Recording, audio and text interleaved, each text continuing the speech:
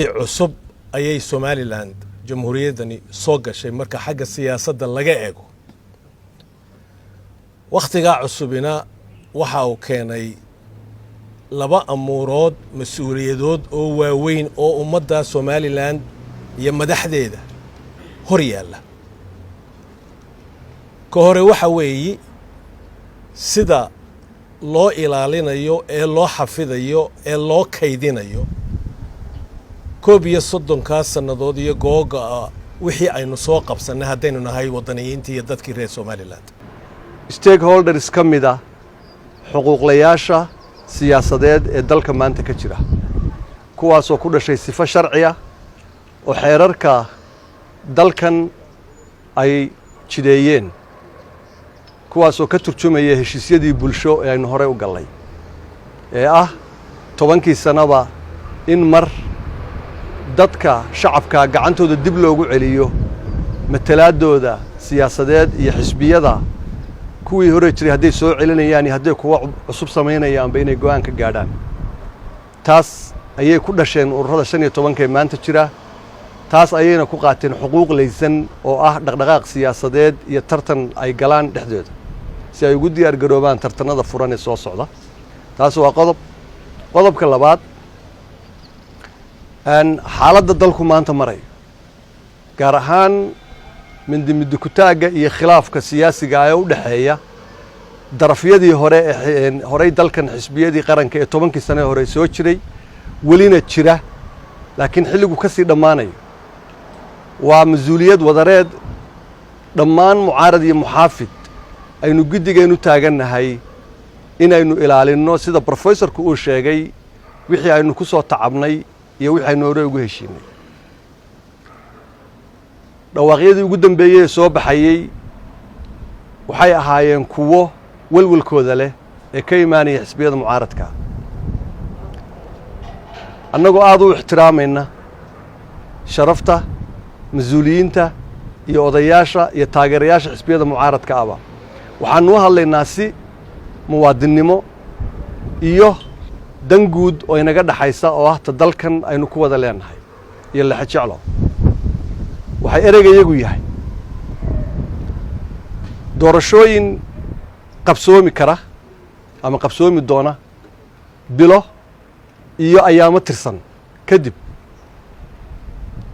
madaxweyne maanta jooga oo dalkan aan boqor ka noqon doonin kana noqon karin ma mudna mana istaahilno in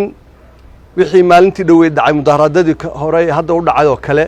iyo wax la mid ah dib inoogu soo noqdaan ma mudna inaynu ku beddelanno in dhalinyarada dabadiyo gudaba joogta mutacallimiinta ay mustaqbalkooda aynu dhisayno inaynu ku abuurno walaac mustaqbal oo hadda aynaan saadaali karin wuxuu ku dambaynayo sidaa daraaddeed waxaan leeyahay anoo uga baxaya hadalka mucdiis walaalkay professor Samatar oo aqoon iyo waayo-aragnimo iyo odaynimoba dalkan u ah lafdhabarna u ah oo maanta ragga halkan taagan ay labadayada hadalka u daysteen aba laga yaabaa in la yidhaahdo waay Samatar yaa taash si hor dhacan ba uga sii jawaabayaa kow ataash ayaanba cid bay leedahay mayaamihii qadhaadhaa dalkani soo maray 1991-23 wuxuu matelayaa kuwii dhex mirig lahaa ee isu keenay ee gacmaha isu geliyey ee ka shaqeeyey inay heshiiso isu timaaddo si loo gaadho guusha maanta iyo qarannimada maanta la haysto Samatar gogashii nabadeed daleed siyaasadeed ee lagu dhisay Somaliland ee boorama la dhigay ayuu odayi haddii la yiraahdo maxaa labada oday hore loo soo mariyay gudoomiyayaasha dhinacyada taagan waa rag aan kulli ku nahay in dalkan la helo isbeddel dhab ah oo chance loo siiyo daayarta iyo dadka mustaqbalka tabaya waddankan wanaagsan lana fuliyo dimuqraadiyadda iyo heshiisyadii doorashooyin aynu hore u dhigannay laakiin ma nihin ururo heshiis ku ah siyaasad gaara matala cid gaara u doodaya ama ka doodaya cid gaara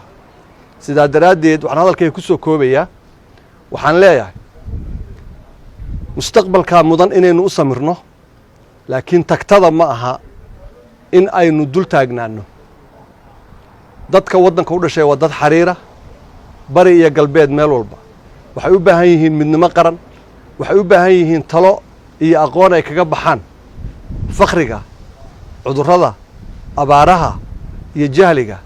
iyo aqoon ay kula tartamaan caalamka dadka iyaga noocooda kale ah waxaan isleeyahay waxa maanta aynu isku haysanno waa wax aynu si dhow u daweyn karno aynuna u samri karro muddada la saxayo waan ku celinayaa iyay ina xoqin differenceka yar iyo waan ognahay waana dareensannahay waana garan karnaa isku dhaca iyo isku aadka ay isku beegmeen timeka dhammaanaya ee xisbiyadii qarankee jiray iyo doorashadii madaxweynuhu